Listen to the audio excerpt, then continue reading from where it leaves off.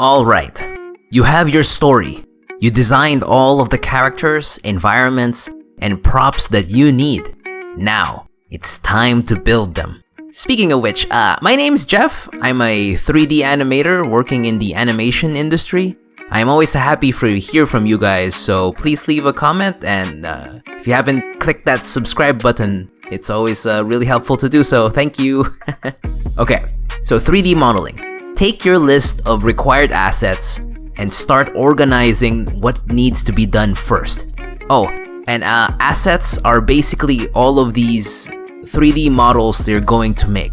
So all your character models, their clothes and gear, the backgrounds from the mountains to the trash can on the side, to the props like swords and laptops, all of these things, these are all assets.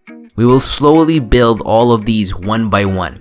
There is a lot of work here, so you can either get help from friends or commission people to do this, which I personally do. The good thing is, unlike 2D animation, you can reuse these 3D models for anything in the future. So it's a lot of work in the beginning, but it gets easier later on. So yeah, let's get on it.